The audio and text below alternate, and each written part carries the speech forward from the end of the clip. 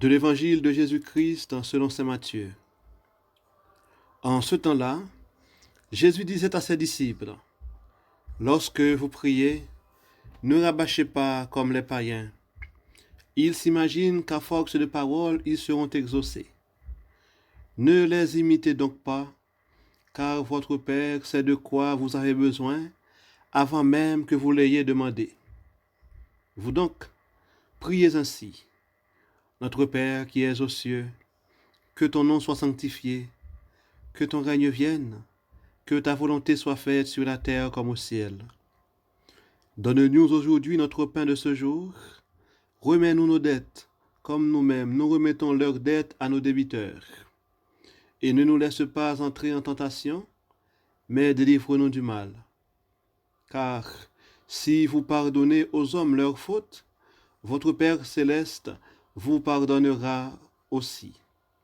Mais si vous ne pardonnez pas aux hommes, votre Père non plus ne pardonnera pas vos fautes.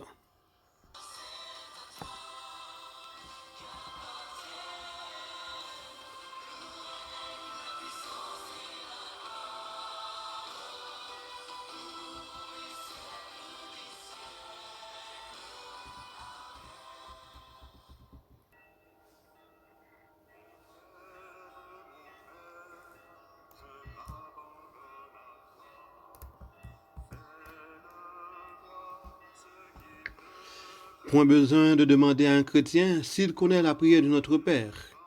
Ça va de soi, puisque nous avons appris cette prière depuis notre enfance. Mais une question est fondamentale.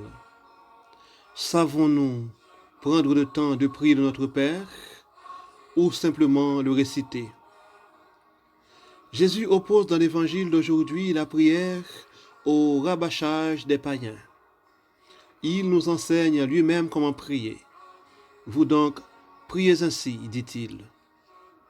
Cette prière, qui est une prière incontournable, est structurelle du chrétien. C'est une prière qui nous invite à dire notre identité et entrer dans un chemin de conversion. Elle commence par notre Père.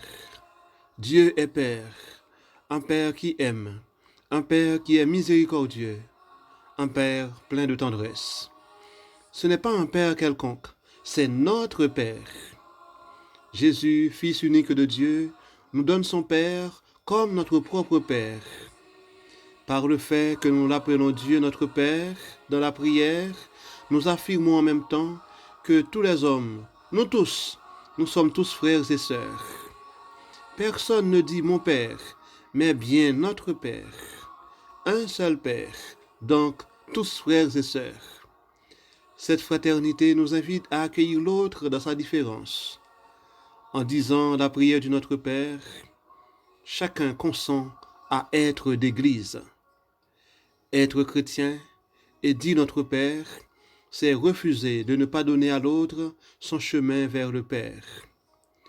Dieu se livre à nous dans la figure du frère. Dire le Notre Père, c'est se livrer au frère. Nous entrons dans cette filiation de Jésus parce qu'il devient notre frère et par cette fraternité que Dieu vient vivre au milieu de nous. Nous nous accueillons les uns les autres. Comme nous pouvons le remarquer, cette prière est en deux parties. La première consiste à louer Dieu pour ce qu'il est, à reconnaître la sainteté de Dieu, à accueillir son règne parmi nous, à accepter que sa volonté soit faite dans notre vie. Accepter de dire, comme le Christ, non pas ma volonté mais la tienne, demande que chacun de nous entre dans une démarche de conversion.